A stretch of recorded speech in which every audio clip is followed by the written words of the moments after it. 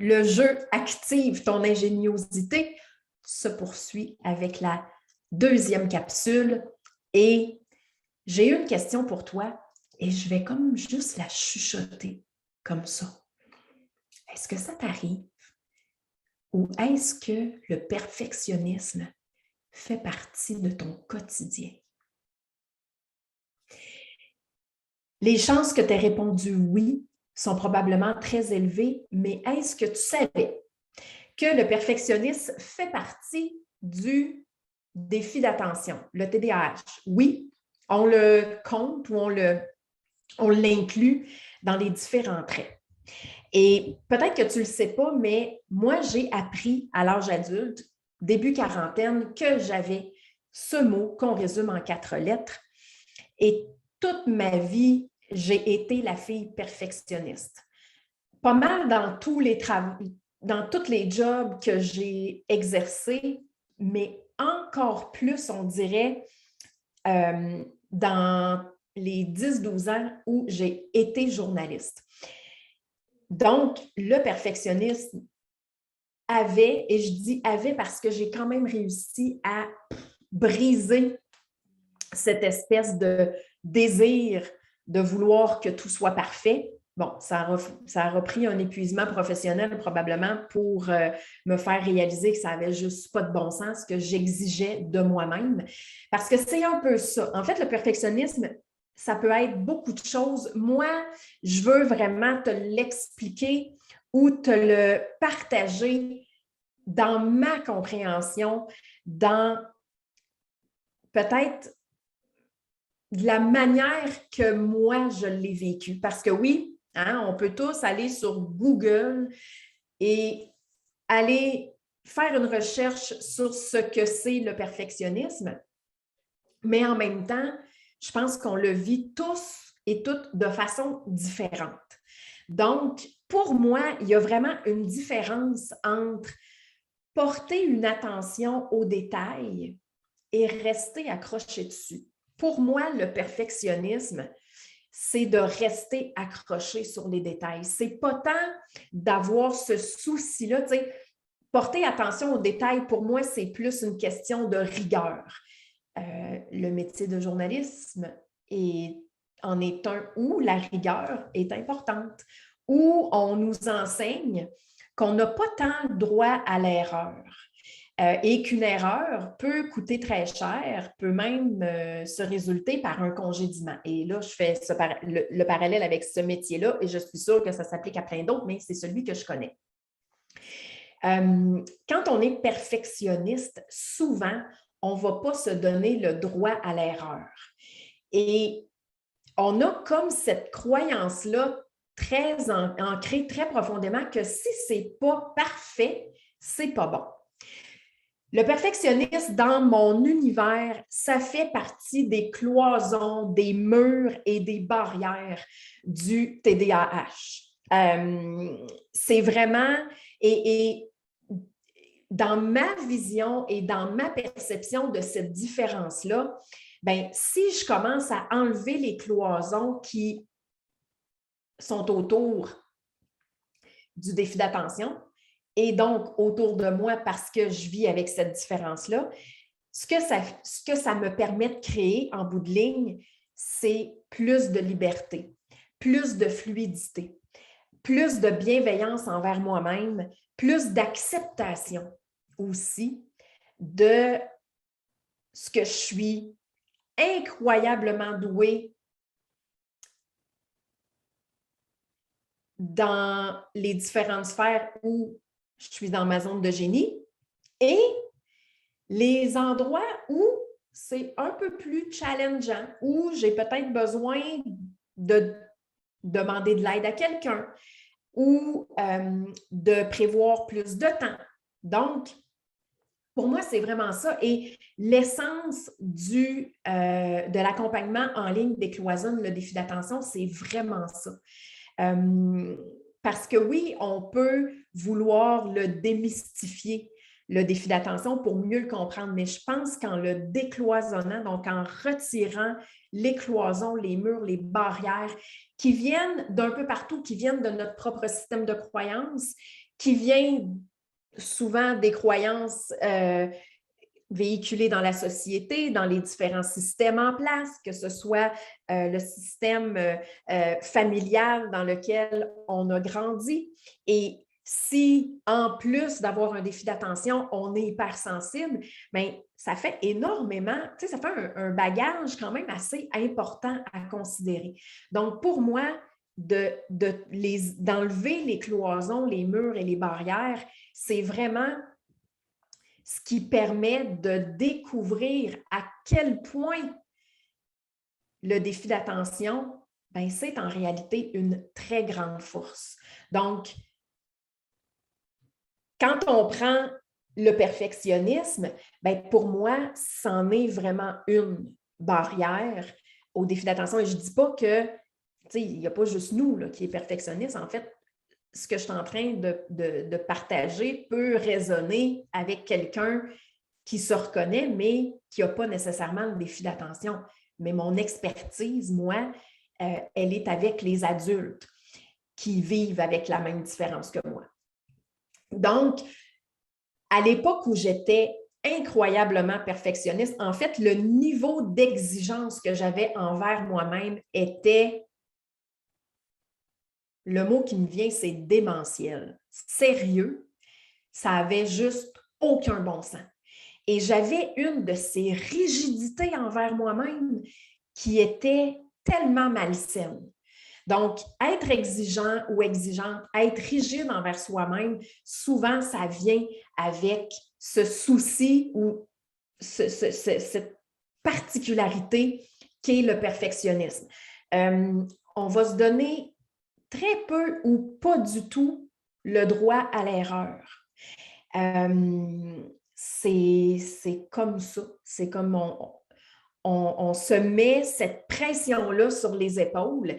Et ce que ça fait en bout de ligne, et tu vas voir, si tu as vu le premier vidéo, ben, ça fait le lien avec justement les mots et les pensées qu'on utilise et qu'on entretient envers soi-même, hein, le critique intérieur et le discours verbal à proprement parler qu'on va avoir. Ben, ça vient renforcer, le perfectionnisme vient renforcer le sentiment d'être inadéquat ou inadéquate. Parce que si on n'atteint pas le niveau d'exigence ou le niveau puis il y a une différence entre le niveau d'exigence et le niveau d'excellence.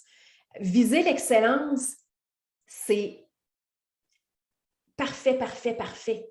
Pourquoi? Parce qu'on vise à s'améliorer et, excuse-moi, ouf, désolée.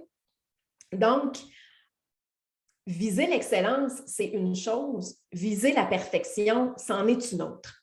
Et en arrière de ça, je me souviens qu'au moment où j'étais perfectionniste, j'avais tellement peur de ne pas être à la hauteur.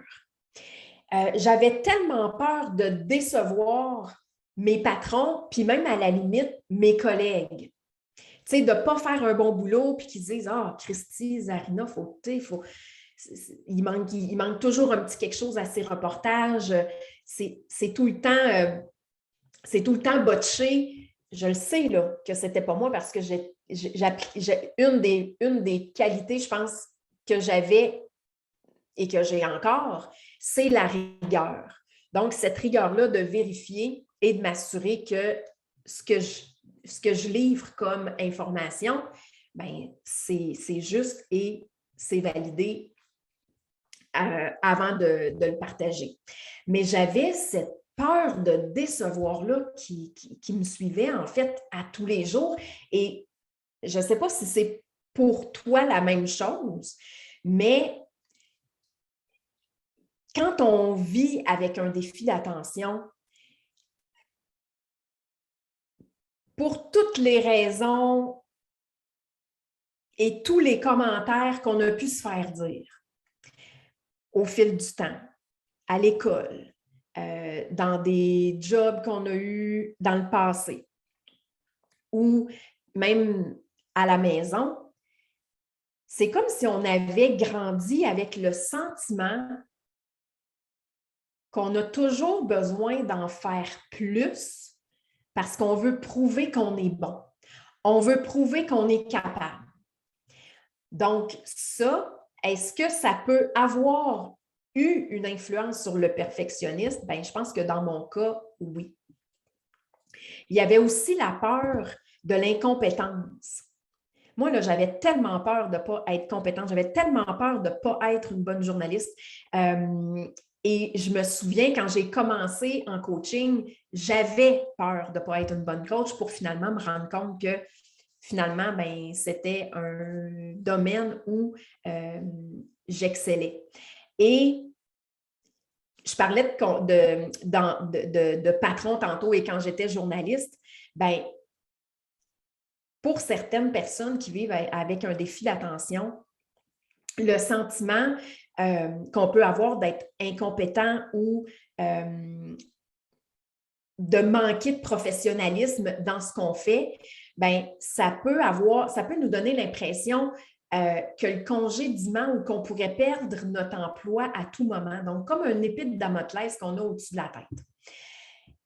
Le perfectionnisme, et tu vas voir, je vais te donner des trucs dans quelques minutes pour que tu puisses justement commencer à expérimenter le perfectionnisme autre chose, commencer à t'en détacher et voir qu'est-ce que ça peut créer de différent dans ton quotidien, que ce soit à la maison en tant que maman ou conjointe, en tant qu'employé, entrepreneur, même à la limite dirigeant ou dirigeante d'entreprise ou gestionnaire d'une équipe d'employés ou de travail.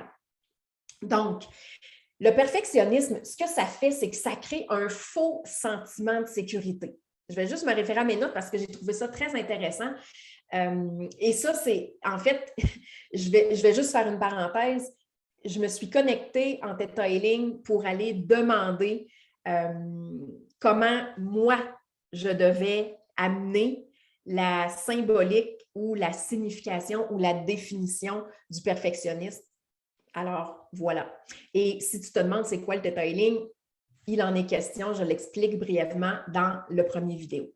Donc, le perfectionnisme, ça crée un faux sentiment de sécurité parce que ça nous donne une impression et une perception erronée de nous-mêmes. Donc, ce que ça fait en bout de ligne, c'est que ça a un impact, bien entendu, sur notre estime de soi. Une autre chose qui est très intéressante, puis c'est vrai que ça faisait ça, c'est que quand on a un défi d'attention, on a souvent l'habitude de sous-estimer le temps que ça va prendre pour accomplir une tâche. Alors, si on est perfectionniste, c'est clair que ça va avoir un impact sur l'évaluation du temps qu'on va faire. Et l'important, et ça, tu pourrais même le noter et sur un post-it, sur une feuille de papier, en faire quelque chose de très créatif pour que tu aies des rappels à différents endroits, soit au bureau ou à la maison. L'important, ce n'est pas que ce soit parfait. L'important, c'est que ce soit fait. Donc, en coaching, souvent, c'est quelque chose que je vais amener mes clients à mettre en pratique et à changer cette croyance-là que si c'est pas parfait, c'est pas bon. Non, l'important, c'est pas que ce soit parfait, l'important, c'est que ce soit fait. Et tu pourrais même rajouter que ce soit bien fait. Et une autre chose que je me suis rendu compte, c'est que le fait que ce ne soit pas parfait ne veut pas dire qu'on a botché le travail qu'on a fait. Ça ne veut pas dire qu'on a escamoté des choses, qu'on a fait ça vite et qu'on a bâclé ce qu'on avait à faire. Ça n'a rien à voir, aucunement. Donc, ça, je trouvais que c'était un élément important à préciser. Alors, l'exercice pour contrecarrer ou déjouer le perfectionnisme, c'est de s'amuser avec quelques questions. Donc, du moment, et ça demande d'être très à l'écoute, c'est peut-être un mot étrange, là, mais c'est d'être présent à ce que tu es en train de faire. Donc, quand tu réalises que tu es en train de t'attarder sur un détail, et là, mais ça, tu sais, exemple, je ne sais pas, moi, tu es en train de créer une présentation PowerPoint pour une réunion de travail ou un projet que tu as à présenter, et là, ah oui, mais là, cette boîte-là, c'est pas tout à fait centré. Puis les petits détails, donc, c'est de se poser la question, est-ce que le détail sur lequel je m'accroche ou sur lequel je suis accrochée va faire une différence pour les gens qui vont le voir? Que ce soit les collègues de travail, ton conjoint, le patron. Est-ce que le détail sur lequel je suis accrochée en ce moment va faire une différence? Est-ce que le détail sur lequel je suis en train de perdre du temps va changer la qualité du travail que je suis en train de faire? OK? Et au final, une fois que c'est fait, est-ce que j'ai fait de mon mieux? Pas de mon mieux du point de vue de la perfectionniste qui regarde et qui dit « Ben là, tu as fait une faute d'inattention, tu as oublié un S. » Ça se peut qu'il y ait ça. Dans le contenu, ça se peut qu'à quelque part, il y ait une ou deux ou trois fautes d'étourderie. Mais est-ce que ça enlève de la qualité à ce que tu as fait? Dépendamment du domaine, ça se peut que oui, mais c'est vraiment du point de vue, toi, par rapport à ça n'a pas besoin d'être parfait, ça a besoin d'être fait. Maintenant, l'autre élément, c'est quand on évalue une tâche. Donc, je mentionnais tantôt qu'on a tendance, avec un défi d'attention, à souvent sous-évaluer le temps que ça va prendre. Je te donne un exemple. Souvent, je me dis, écrire mon billet de blog, ça ne sera pas long, j'en ai peut-être pour 1 heure. C'est sûr que si je pars avec juste l'écriture du billet de blog, ça se pourrait bien que j'en ai pour 45 minutes, 1 heure. Mais une fois qu'il est écrit, il y a d'autres étapes qui viennent. Il y a la relecture, il y a la correction, il y a des fois le laisser reposer pour y revenir le lendemain. Ensuite, j'ai à le télécharger sur la plateforme et à l'ajouter à la section blog de mon site web. Donc, écrire mon blog, oui, ça peut me prendre 1 heure.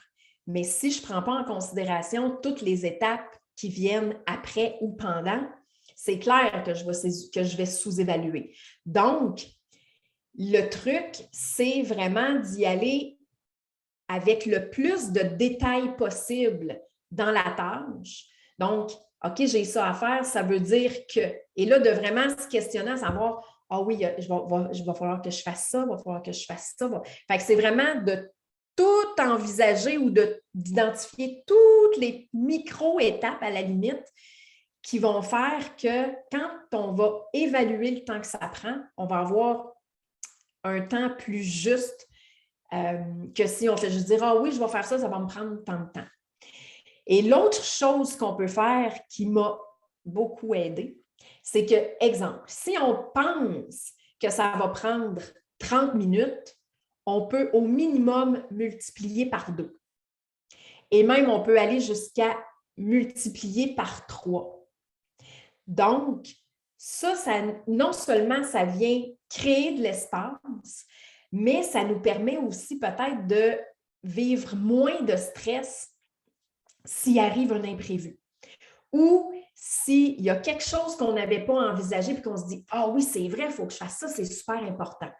Donc, de jouer avec ça, c'est l'exercice qui vient avec ce vidéo-ci. Et si tu as des questions, n'hésite surtout pas, tu peux m'écrire, tu peux aller explorer le site web pour voir c'est quoi l'approche que je propose en coaching. Et tu peux aussi aller voir le programme Décloisonne le défi d'attention. Donc, ça aussi, tu vas retrouver le lien pour aller chercher en fait les informations et découvrir ce que c'est, puis voir si c'est quelque chose qui pourrait contribuer dans ton quotidien avec le défi d'attention. Alors, voilà, bonne exploration et bon exercice, bon entraînement. Ciao!